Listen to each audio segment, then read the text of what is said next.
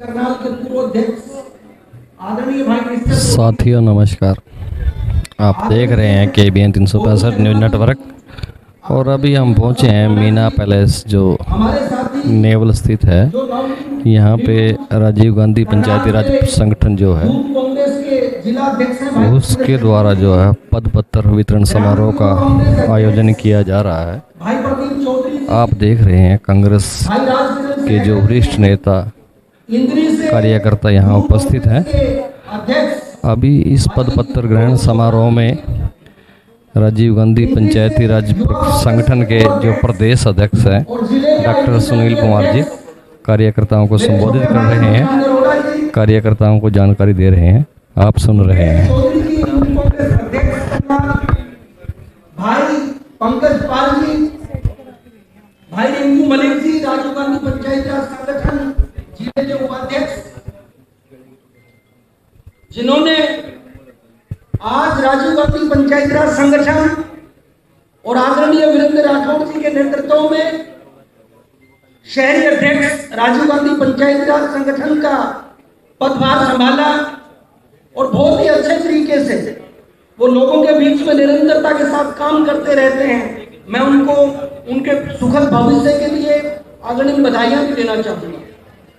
साथियों, साथ में राजीव गांधी पंचायत राज संगठन से जो ग्रामीण के अध्यक्ष आज नियुक्त किए सरदार सुखविंदर सिंह जी, साथ में राजीव गांधी पंचायत राज संगठन के प्रदेश के सेक्रेटरी के तौर पर आज इनको नियुक्ति दी भाई शक्ति सरपंच जी, मैं इन लोगों को भी अग्रिम शुभकामनाएं इनके सुखद भविष्य के लिए और राजनीतिक भविष्य के लिए देना चाहूंगा। आज यहाँ पर उपस्थित तमाम पाल समाज और अन्य समाज के महानुभाव, आज यहाँ पर उपस्थित पत्रकार और छायाकार बंधुओं, इस कार्यक्रम के अंदर पहुंचकर मुझे बेहद खुशी का अनुभव हो रहा है। आज सबसे पहले कुछ चीजें जो प्रासंगिक होती हैं और जो हमारे मुख्य अतिथि हमारे बड़े भाई वीरेंद्र राठौड़ जी वैसे तो किसी परिचय का मोहताज नहीं है, लेकिन जिस प्रकार से राष्ट्रीय राजनीति के अंदर इन्होंने अपनी छवि को बनाया, उसी तरीके से करनाल क्षेत्र के अंदर निरंतरता के साथ लोगों के बीच में काम करते रहे। हम लगातार देखते हैं, चाहे सोशल मीडिया के मार्फत, चाहे अखबारों के मार्फत, या इनके साथ जो साथी सहयोगी काम करते हैं उनके मार्फत। अगर कोविड का समय आया तो कोविड के समय में दिन रात एक करने का काम हमारे बड़े भाई वीरेंद्र राठौड़ जी ने किया। रात को 1 बजे, रात को 2 बजे जब भी हमने इनको फोन किया तो ये सेवा के अंदर तत्पर रहते थे। मेरे अस्पताल के अंदर भी जब भी इनको फोन करते थे तो वहां पे भी ये पहुंच जाते थे। वीरेंद्र राठौड़ जी, अगर कहीं पत्रकार छायाकार बंधुओं की भी कोई बात आई, अगर सोशल मीडिया पे करनाल के प्रशासन ने कभी बैन लगाने का प्रयास किया तो वहां भी अग्रणी भूमिका के अंदर वीरेंद्र राठौड़ जी सामने खड़े लगे। आज मुद्दा ये नहीं है कि वीरेंद्र राठौड़ जी कि किसी भी रूप में ज्यादा परिचय कराया जाए। मुद्दा यह है कि हमारे क्षेत्र से, हमारे करनाल जिले के इलाके की आवाज बनकर जो गूंजते हैं वो हमारे आदरणीय वीरेंद्र राठौड़ जी हैं। आज पाल समाज का जनसमूह यहां पर है, अन्य छत्तीस बिरादरी के लोग भी यहां पर हैं, लेकिन पाल समाज के बारे में खुले तौर पर 2 शब्द में बोलना चाहूंगा। मेरे से पूर्व बोलते हुए हमारे अनेक साथियों ने समाज के बारे में बात की और प्रासंगिक भी। हमारे साथियों ने राजनीतिक भागीदारी की बात की, वो भी प्रासंगिक है। और क्योंकि मैं राजीव गांधी पंचायत राज संगठन का हरियाणा का प्रतिनिधित्व करता हूं, तो मैं राजीव गांधी जी की उस सोच को कैसे भूल सकता हूं कि जिन्होंने पंचायती राज की स्थापना सामाजिक और राजनीतिक न्याय के उद्देश्य से की। और राजनीतिक न्याय हमें कैसे मिला कि पंचायती राज संगठन के अंदर जो चुनाव होते हैं उसके अंदर रिजर्वेशन का प्रावधान रखा गया, उसमें बैकवर्ड कम्युनिटी के लिए भी रखा गया, उसमें महिलाओं के लिए आरक्षण, उसमें दलित समाज के लिए आरक्षण, आदिवासी के लिए आरक्षण। तो साथियों, जिस तरीके से कांग्रेस पार्टी की सोच वो हर उसे पिछड़ा वर्ग भी कहीं अछूता नहीं रहा, लेकिन मार्मिक चित्रण फिर भी देखने को मिलता है। हमारे बड़े भाई सतपाल पाल जी ने जो बात रखी कि हमारा जो राजनीतिक कहीं पर विधायक बनने की बात आती है, कहीं पर सांसद बनने की बात आती है, तो निश्चित तौर पर हमारी भागीदारी बहुत कम रहती है। मैं पाल समाज के बीच में चुनाव के समय में गया, मैंने समाज के साथियों से बैठ के बात की, मैंने उनको समझाया कि बहुत अच्छा अवसर है कि जो राजनीतिक पार्टियां समाज के बंटवारे का काम करती है, जो धर्म और जात के नाम पर बंटवारे का काम करती हैं, उन पार्टियों को घर से बाहर निकालने का काम करना चाहिए। लेकिन वो समय और था, और मैं क्योंकि आज अपने लोगों के बीच में हूं, मैं भी पिछड़ा वर्ग से हूं और मेरा पाल समाज भी यहां पिछड़ा वर्ग से बैठा है। मैं खुले तौर पर आप लोगों के बीच में बोलना चाहूंगा कि जो झांसा इस भारतीय जनता पार्टी ने, इन झांसेबाज लोगों ने हमें दिया था, हमें सबसे पहले उत्तर प्रदेश में बोला गया कि हम 16 जातियों को ऐसे समाज के अंदर लेंगे, जबकि यह पता था कि किसी भी तरीके से कोई संवैधानिक व्यवस्था नहीं थी कि उनको ऐसे समाज के अंदर, ऐसी कैटेगरी के अंदर डाला जाए। समाज के हमारे सम्मानित सभी पदाधिकारीगण जो मंच पर उपस्थित हैं, अभी पाल जी, करण सिंह जी, राष्ट्रीय सचिव और बिहार प्रभारी सिंह जी, एडवोकेट वीरेंद्र सिंह राठौर जो है सतपाल जी, सविनय कुमार जी, भाई सुखबीर बलड़ी से कार्यकर्ताओं के समक्ष अपनी बात जो है रखेंगे। आप सुन रहे हैं, आप देख रहे हैं। प्रकोष्ठ के करनाल जिले के शहरी अध्यक्ष आज ही नियुक्त हुए मेरे छोटे भाई सागर जी और तमाम उपस्थित मेरे पिता तुल्य बुजुर्गों, नौजवान साथियों, आज एक अनोखा संगम है कि जहां एक तरफ हमारे सम्मानित पाल समाज ने अपनी राष्ट्रीय कार्यकारिणी की घोषणा की, सम्मानित कार्यकारिणी मंचासीन है, और हमारे छोटे भाई सागर जी को जहां एक तरफ पाल समाज ने अपने समाज का दायित्व उनके कंधे पे रखते हुए राष्ट्रीय सचिव के रूप में नियुक्त किया, वहीं एक और आज हरियाणा में हरियाणा पंचायती राज प्रकोष्ठ कांग्रेस के चेयरमैन डॉक्टर सुनील पवार जी ने भी अपनी कार्यकारिणी का विस्तार करते हुए जिले के शहरी अध्यक्ष के रूप में पाल समाज से हमारे भाई सागर पाल जी को करनाल जिले का शहरी अध्यक्ष और जिले के ग्रामीण अध्यक्ष सरदार सुखविंदर सिंह जी, जिन्होंने किसान आंदोलन के अंदर पूरा 2 महीने बॉर्डर पर बैठ करके धरना लगा करके पूरी मजबूत सेवाएं जो है किसानों की लड़ाई लड़ने का काम किया, उनको जिला ग्रामीण का भार सौंपा। और हमारे नौजवान सरपंच हमारे भाई शक्ति, जो बहुत ही कई वर्षों से पार्टी के अंदर दिन रात मेहनत कर रहे हैं और हमारे इलाके के भाई मजबूत भाई हैं, साथी हैं, उनको प्रदेश में सचिव के रूप में यहाँ की नियुक्ति की गई है।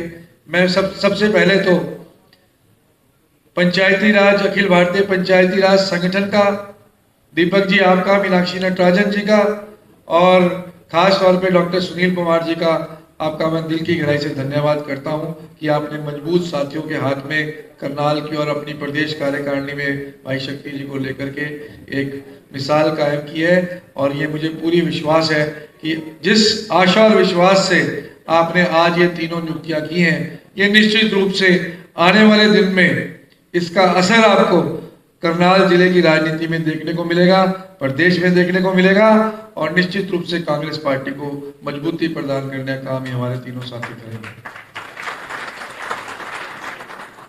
मुझसे पहले बोलने वाले तमाम वक्ताओं ने बहुत विस्तार पूर्वक तरीके से देश में चल रहे मौजूदा हालातों के बारे में विस्तार पूर्वक चर्चा की।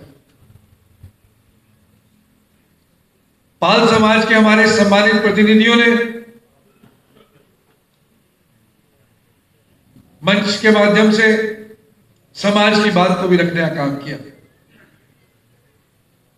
हमारे बहुत सारे वक्ताओं ने पिछले 7-8 सालों में प्रदेश में और देश में चल रही भारतीय जनता पार्टी की सरकार ने जो प्रदेश और देश में हालात पैदा किए, चाहे वो देश के अंतिम छोर पर बैठे हुए उस व्यक्ति के हालात हो, चाहे वो हमारे देश के छोटे व्यापारी के हालात हो, चाहे वो हमारे देश के मेहनतकश मजदूर के हालात हो, चाहे वो हमारे देश का और पूरे विश्व का पेट पाल रहे हमारे अन्नदाताओं के मामले की बात हो, ये सरकार इन तमाम मुद्दों पे बड़े विस्तार पूर्वक तरीके से मुझसे पहले बोलने वाले वक्ताओं ने विस्तार पूर्वक चर्चा की।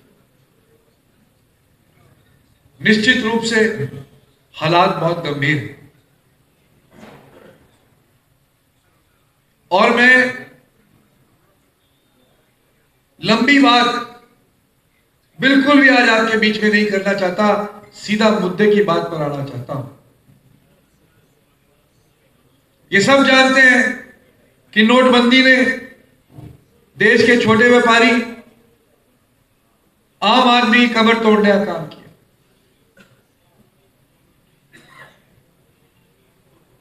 दीपक जी ने सही कहा, कांग्रेस पार्टी उस विचारधारा की पार्टी है जिसे देश के अंतिम छोर पर बैठे हुए व्यक्ति के जीवन के अंदर परिवर्तन लाने के लिए संघर्ष करना है। भारतीय जनता पार्टी वो पार्टी है जो इस देश की 130 करोड़ जनता को, चाहे वो पहले पायदान में बैठी है, दूसरे पायदान में बैठी है, हर एक व्यक्ति को अंतिम छोर पर पहुंचाने का काम अगर कोई पार्टी इस देश के अंदर करती है तो वो भारतीय जनता पार्टी। 70% इस देश का छोटा व्यापारी नोटबंदी में कमर तोड़ करके उसको देश के सबसे पिछले पायदान में पहुंचाने का काम किया। जीएसटी के माध्यम से आम आदमी और व्यापारी, छोटे व्यापारी की कमर पूर्ण रूप से तोड़ने का काम किया। महंगाई चरम सीमा पर पिछले 7 सालों में अगर किसी काम पर पूरी भारतीय जनता पार्टी और पूरी भारतीय जनता पार्टी कैबिनेट लगी है, मोबाइल और सोशल मीडिया पे इनके कार्यकर्ता लगे हैं, तो वो कैसे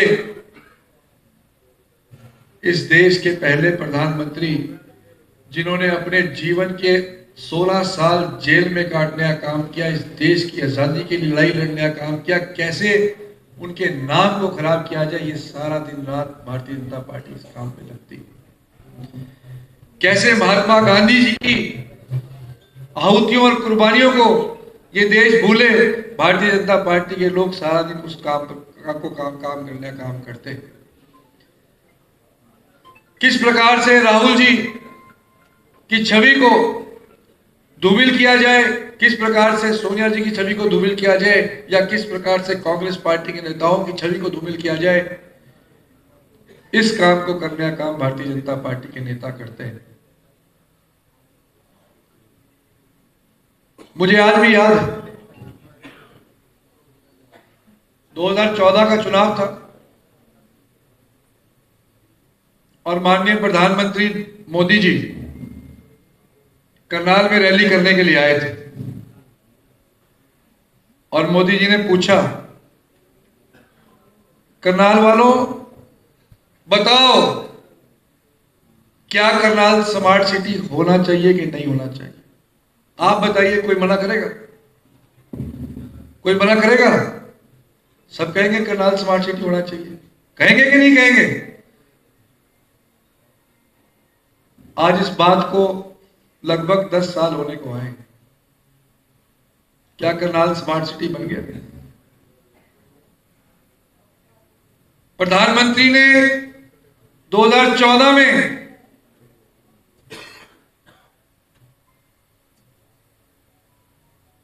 देश के नौजवानों को आह्वान करते हुए कहा कि मैं देश के नौजवानों को 2 करोड़ नौकरी हर साल देने का काम करूंगा।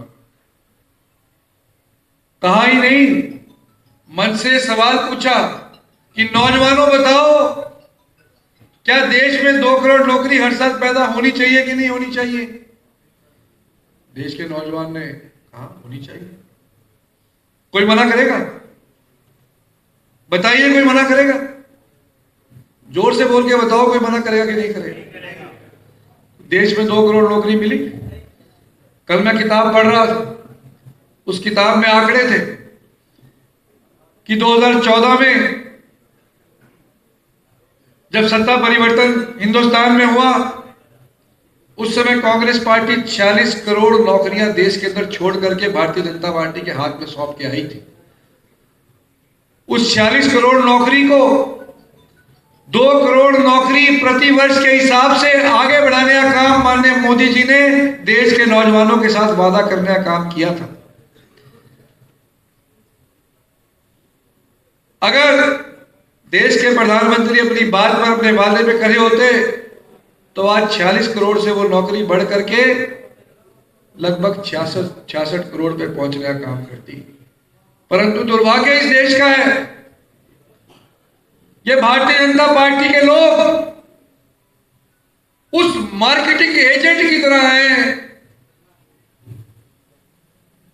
जो बस में खड़े होकर के हमारे गंजे भाई को भी कंघी बेचने का काम करते हैं।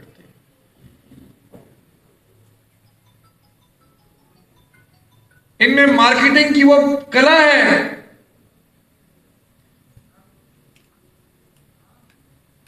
कि वो खराब से खराब ब्रांड को भी बेहतरीन ब्रांड बेच करके बेचने की कला अगर कहीं सीखनी हो तो वो भारतीय जनता पार्टी के लोगों से सीखने का काम कर सकते हैं।